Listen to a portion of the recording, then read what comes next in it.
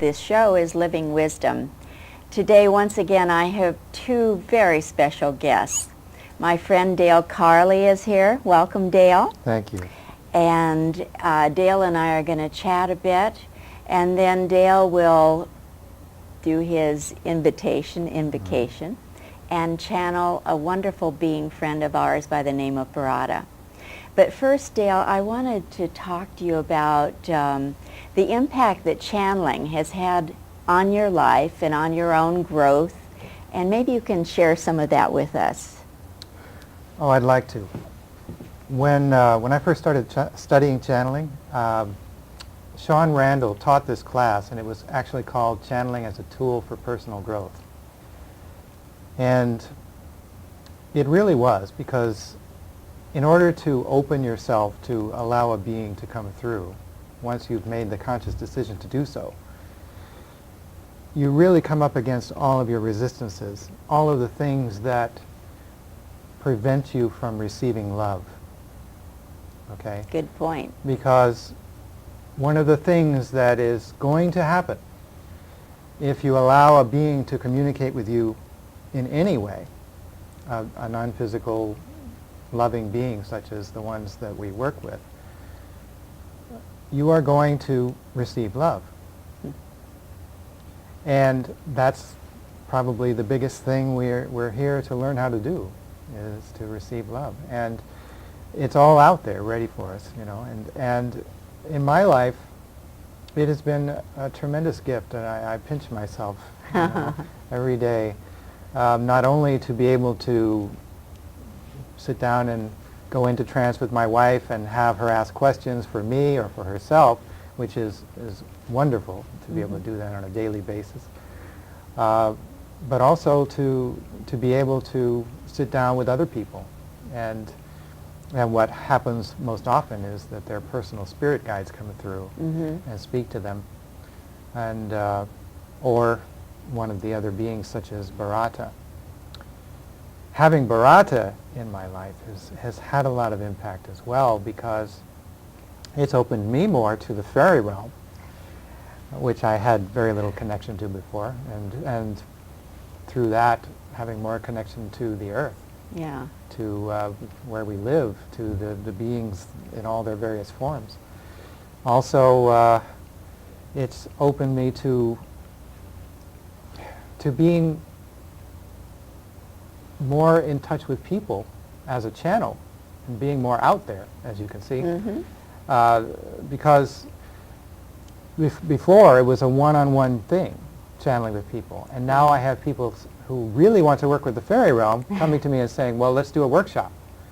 I'm saying, a workshop? Oh, all right, a workshop, why not? What a concept. And we've done 2 workshops so far, and they've been very exciting experiences, and there's going to be ongoing classes now starting. Great. So it's really exciting. So it has affected me a lot. Yeah.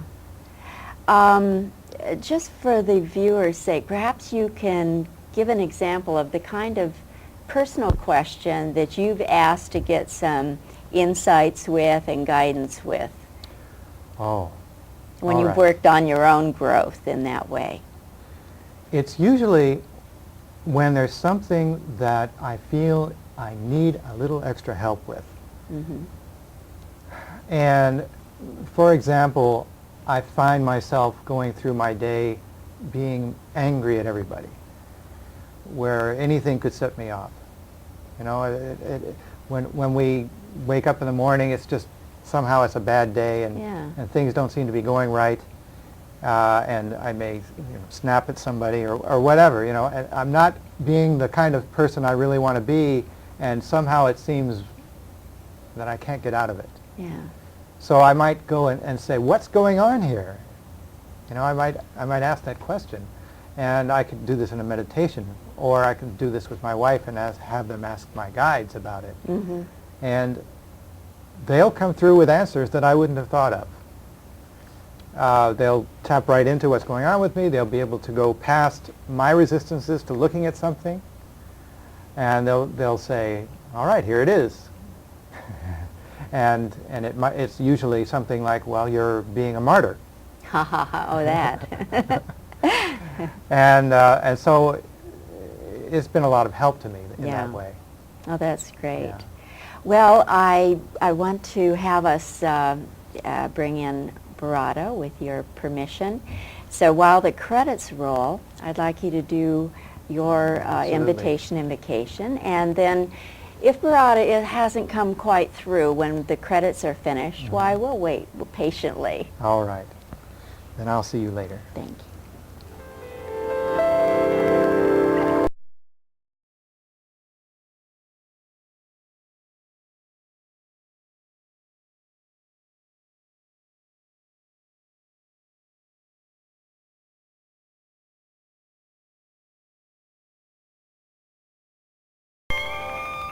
While Dale Carley is preparing for Baratta's arrival, I can tell that Baratta is almost through with his energy, with his blending.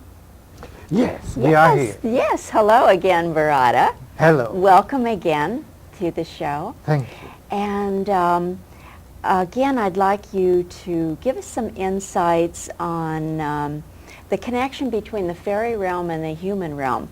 I know the first time I was part of a group where you conducted a wonderful meditation that helped me connect with a past life I had that had made that close connection with the fairy realm.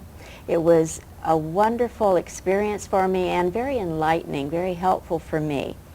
So I'm sure the audience would like to know how often human beings, let's say in general, have had past lives where they have had that kind of connection and interaction. It does vary, of course. And when you say how often, you mean for every individual, how often have they had that kind of How experience? often Yes? and whether or not they have, let's Yes. put it that All way. right. There are many who have had wonderful, rich experiences with the fairy realm, and many others who have had, shall we say, an ambivalent relationship at best. All right? There has been barriers of various kinds between those individual consciousnesses and the realm of fairy. For example,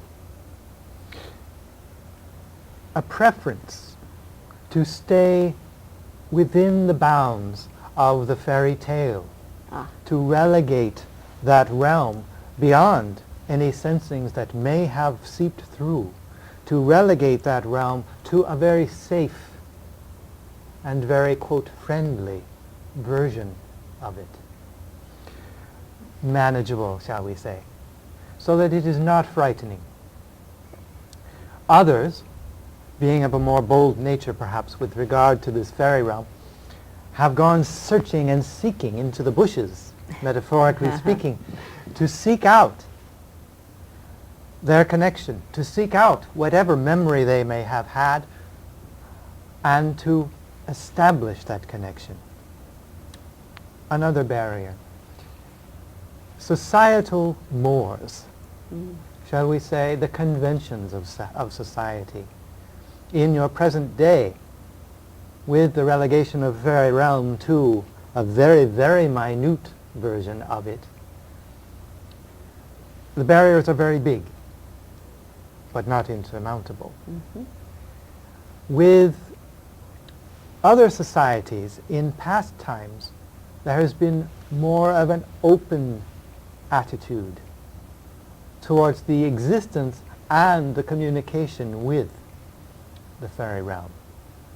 Therefore, there were people who were commonly known within certain circles as gatekeepers, keepers of the gates, of portals into the fairy realm, and through which fairy beings would emerge into the human realm.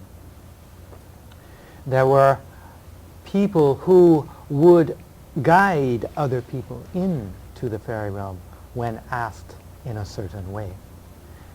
However, Through various times, these gates were more or less secret within the broader scope of human existence. So these would be examples of the resistances that would prevent people from having an experience with the fairy realm. Yes? Oh, I see. The channel Dale has talked of when he opened in his channeling process, and voila, you came through and introduced yourself. Yes. Why are you here, Baratta? Why did you make that connection? Why are you here willing to communicate with humans? All right. Just as you, just as everyone on your planet, we are a consciousness. We are not currently physical in either the fairy realm or the human realm. We are working as, shall we say, a guide or a healer teacher, a combination thereof.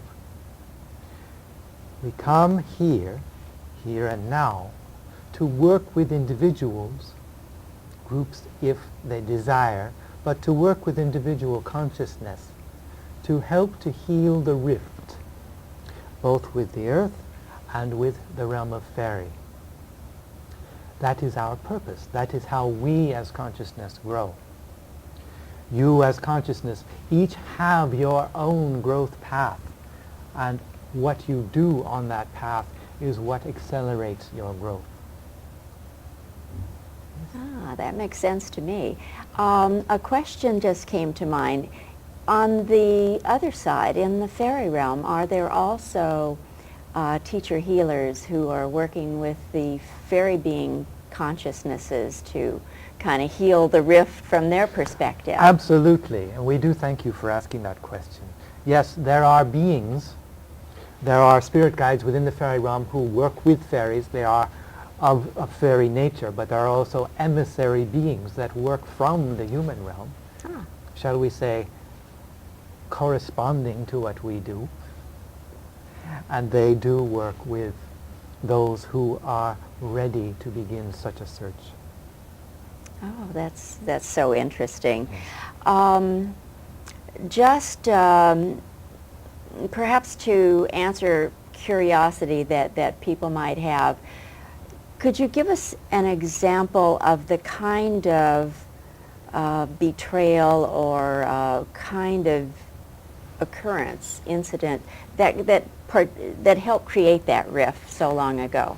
Yes, and this is a very important question for all who feel the call, all who feel drawn by the fairy realm, because very often there is something in your past life history that brings you very close to this sense of wanting to heal the rift. Many humans have in their past the experience of having felt the connection, of having participated in a co-creation, in an exchange of knowledge, in an exchange of love, and in an exchange of healing for your planet. And then, through one event or another, through a resurgence of ego perhaps, through a fear of betrayal, through a fear of loss, have participated in an event such as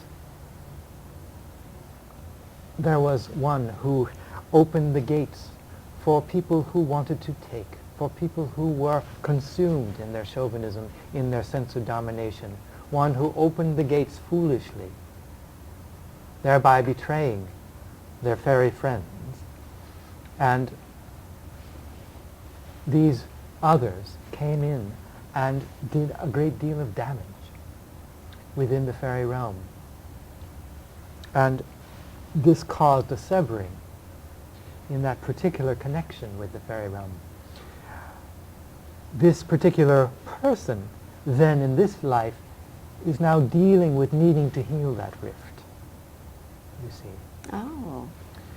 And so it is this kind of thing that happens very often, where someone has a particular relationship and that relationship is severed through one event or another. It could be in the case of, for example, another who had a relationship with the fairy realm only in one way, and that is through being abducted by one in the fairy realm who was very demented.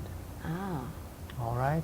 And this human one then spending her entire lifetime stuck and in fact emotionally abused.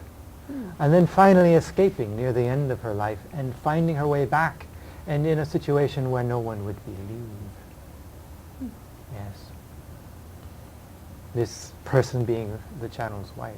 Oh, I know Taisa. Yes. I didn't know that, Yes, though. yes. That's interesting. And so this was an issue of healing, and we know it is all right to mention her name because this is something we know, having worked with her, that it is all right to mention it. All right, so it is a matter of healing in this life for her to work with that lifetime, you see, and to work to heal her particular rift Yes. with that fairy being and then with the fairy realm in general. Yes.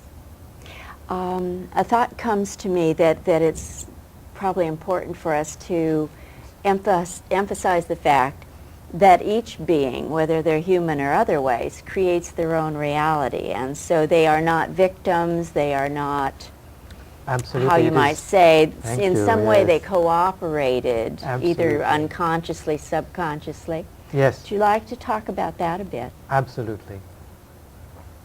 Each consciousness comes into a physical life with a series of things to accomplish.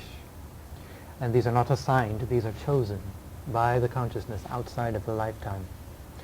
A series of, shall we say, focuses, as is referred to by the one named Lazarus. 7 focuses, which are the life focuses. Consciously creating reality, consciously creating success, another way of putting it, is one of those focuses. Another may be learning to trust.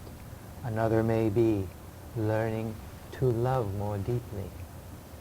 But one for sure is learning to consciously create their reality with a sense of ease, with a sense of knowing their beautiful and gifted responsibility for everything that occurs in their life.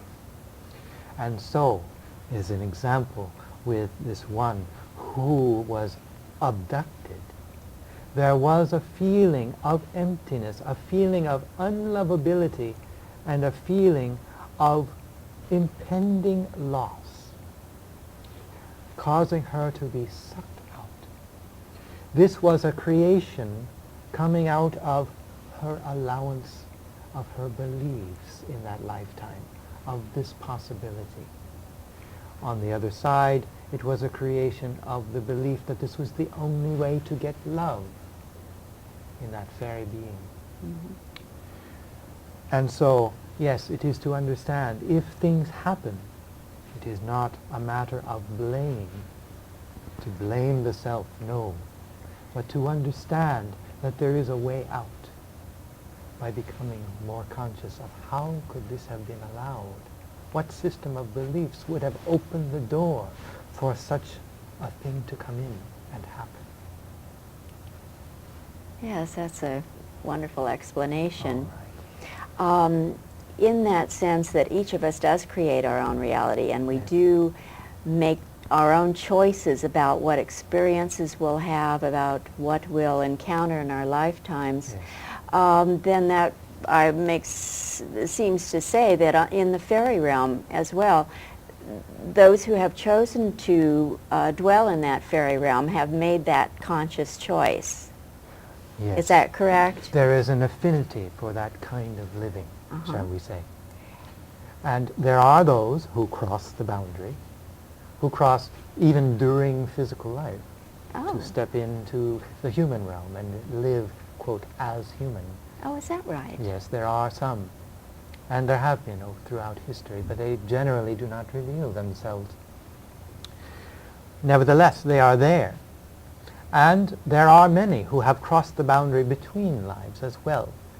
But we would say that by and large, it is a separate path in terms of choosing a life path, in terms of choosing a series of lifetimes. There is an affinity for one or the other. In the case where some jump from human to fairy, again, it is a seeking of greater connection, and that is one way of experiencing it. However, it is important to remember that jumping that boundary must not become a life pursuit, because that can become an avenue of delusion. Mm-hmm. It can become an avenue of escape from responsibility, from what you came here to learn.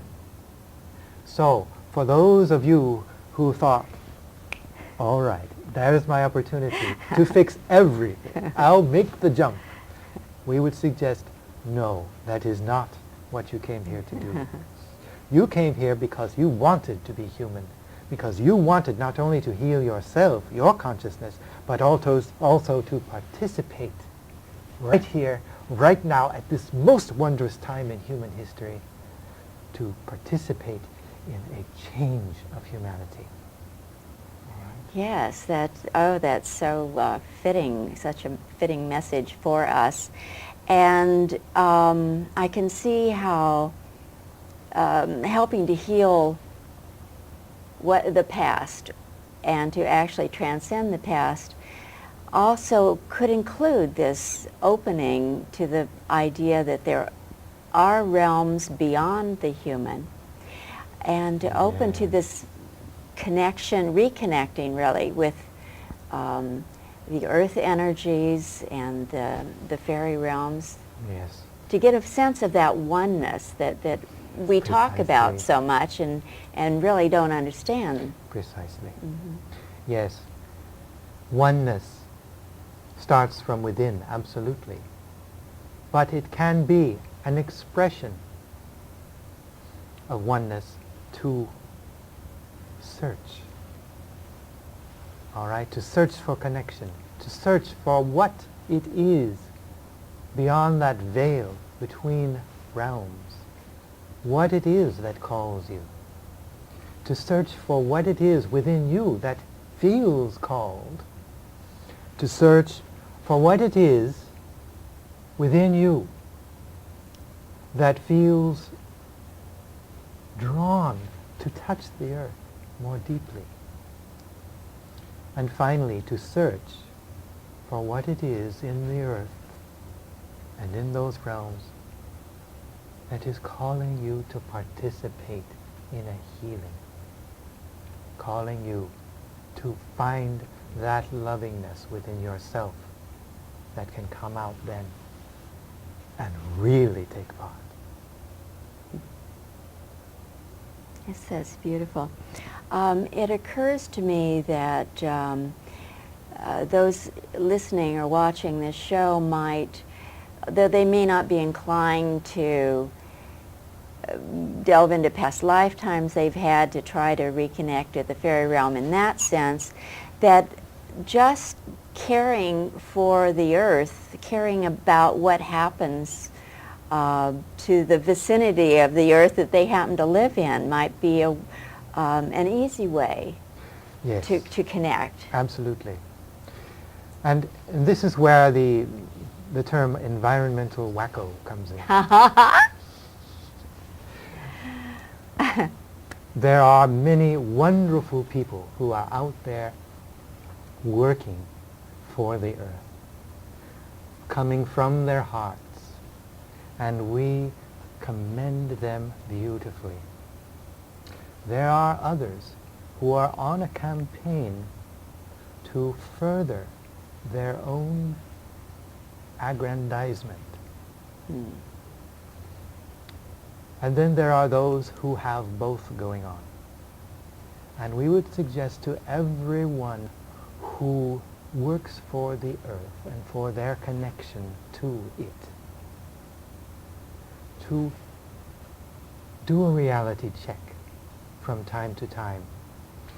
Because however much within them is occupied by ego, by wanting to have power over, by wanting to dominate with their perspective, to that degree they diminish the effectiveness of their loving, which is coming from a deeper place. That's All a right. valuable thing for people to understand. So it sounds like to really get brutally honest with oneself and look at the motivation and make sure the motivation is Absolutely. clean and the intent is clear. Yes. That it's not about blaming those authorities or blaming anybody else, but to come from a place of love. Am I Yes. getting Yes, that? absolutely. To come from a place of love that is very, very grounded, very real, and very connected with people. It is an arrogance to separate, all right? To say, I am spiritual, you're not. I am loving, you're not. I have the right perspective, you don't. That is separating and not healing. Yes. Well, I think we're about out of time, but I'm glad you got in that final part of your message, because I think that's important for people to hear. So once again, Baratta, I want to thank you so much for being here with us today, for being present, It is and a for your delight. beautiful message. And I want to thank the viewers for their attention, and to say goodbye until the next time.